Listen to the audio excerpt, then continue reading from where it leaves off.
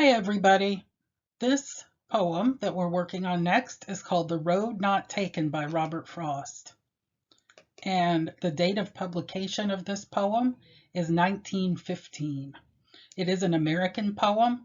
You may have read it before, and if you haven't, you've certainly heard of it before, because it is one of the most famous poems ever written in um, in the world, and particularly by an American writer. So here is The Road Not Taken. Two roads diverged in a yellow wood, and sorry I could not travel both and be one traveler. Long I stood and looked down one as far as I could to where it bent in the undergrowth, and then took the other as just as fair, and having perhaps the better claim, because it was grassy and wanted wear, though as for that the passing there had worn them really about the same. And both that morning equally lay in leaves no step had trodden black. Oh, I kept the first for another day, yet knowing how way leads on to way, I doubted if I should ever come back. I shall be telling this with a sigh somewhere ages and ages hence. Two roads diverged in a wood, and I took the one less traveled by, and that has made all the difference. So, as I mentioned earlier, this poem is one of the most analyzed, quoted, and anthologized poems in American poetry. According to one critic, and listen to this one carefully, popular explanation of this poem is that it is a call for the reader to forge his or her own way in life and not follow the path that others have already taken. However, the poem is actually trickier than that, and we will see a bit later what I mean.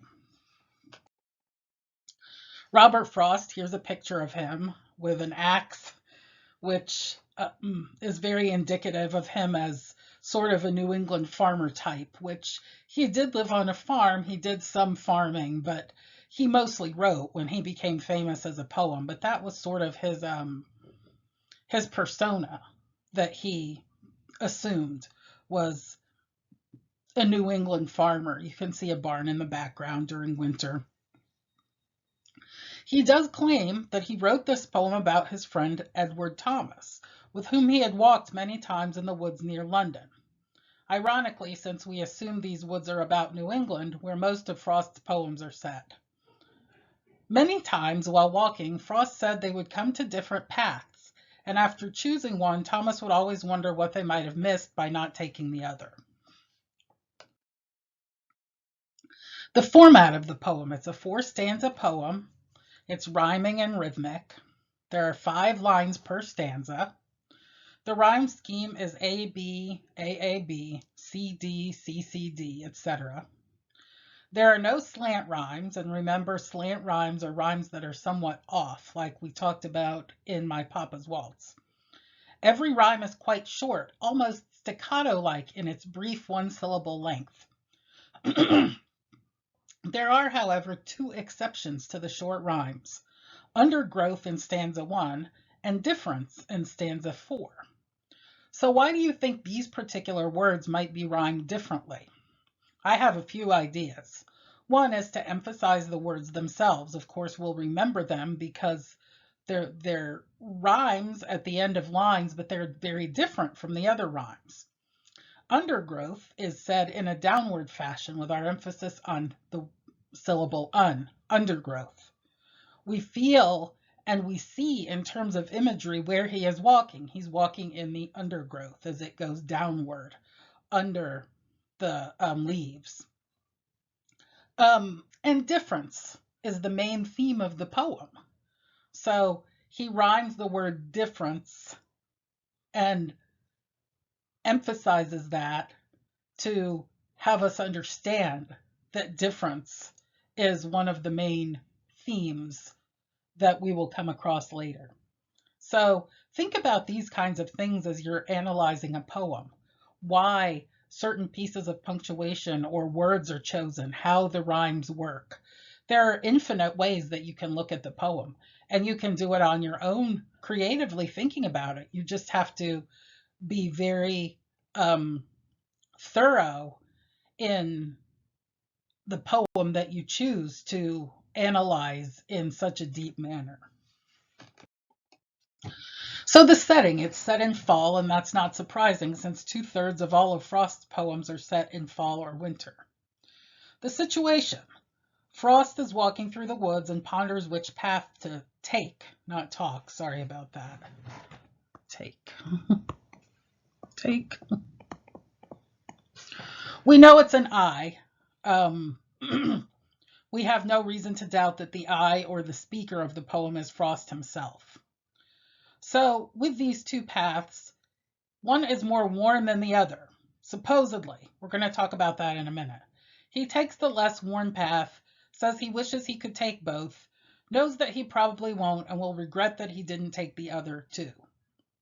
So that's the situation of the poem. We have one speaker, one walk through the woods, and pondering upon those woods and that walk. So why does Frost himself call it a tricky poem? He has used that word in interviews about that poem in the past. Closely read the poem again. It does not moralize choice. It does not say, this choice is better than another. It actually, I think, says choice is inevitable, and its meaning is undetermined. Choices are equal. I'll go into this interpretation now, based on evidence from the poem itself. Does the other path really have the better claim? Supposedly so, as it was grassy and wanted wear. Wanted wear meaning not many people had gone over that path. But it was not. It didn't have the better claim. And it wasn't grassy and wanted wear. Frost immediately amends that line to say that they were worn, quote, about the same. Both are actually equal. The paths are identical in essence. The meaning of the poem then is not really about being an individual or taking the road less traveled and regretting that you could not take the other one. Instead, it is about the inevitability of choice. Most choices are equal. One is not better than another.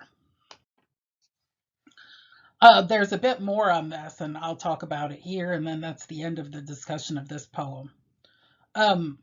He is sighing, I think, at the end, not because he regrets taking one path or the other, but because he wishes he could have done both. He says, supposedly, he took the one less traveled by. He says that in the last stanza. But we already know that's wrong. We already know. He has said that twice, but then he has changed his mind and said, no, they're both about worn the same. So what is he doing here with this? Why does he tell us this and then say that he's wrong? What about the ending line? That has made all the difference. If it's wrong that he took the one less traveled by, and both paths are equal, then, quote, that has made all the difference is ambiguous. It is unclear. It is, in other words, not about self-reliance and individuality, but the fact that we must choose. There's no morality to this. The whole notion of that has made all the difference, especially when we look back through the rest of the poem and know that the two paths are equal. He said at first one was less traveled by, but then he said it wasn't. And I like this photo that I found, choice. You're going one way or the other, but they're actually equal. Could this poem also then be about memory and what you will think about your past in the future? Somewhere ages and ages hence. So somewhere ages and ages in the future, he will be thinking back about this and wondering about the other path, i.e. the other path in life. This road not taken as a metaphor for paths that you can take in life.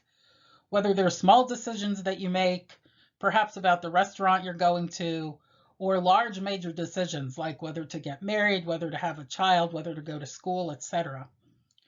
Sometimes the past, then, is not exactly historical, but creatively made up to fit one's own desires and purposes. That's an interesting way for me to sort of leave off here for you to ponder. Think about the popular meaning and then reread the poem and think about this new meaning that I've presented. Now, the popular meaning, you can still believe that the poem means that popular meaning, that really he took the path less traveled by, and that has made all the difference. And so it speaks to him creatively and imaginatively and not following the crowd and not doing what everyone else is doing. And that's been a perfect, positive, ideal result for his life. And yet, in my mind, based on the choices that he's made in constructing this poem, it doesn't quite mean that. It means something different. It doesn't say one choice is better than another. It says both choices are equal. And essentially, it's just chance that determines which one you're going to go down. So the two interpretations are somewhat opposed, kind of like in My Papa's Waltz, when one interpretation is about beating a child physically, and another is about dancing a child roughly off to bed. So think about these different interpretations of the poem. It gives you a new plane to think about this very famous poem that I think many of you have read or heard of and perhaps have studied in a prior class. So anyway, that is The Road Not Taken. Bye-bye.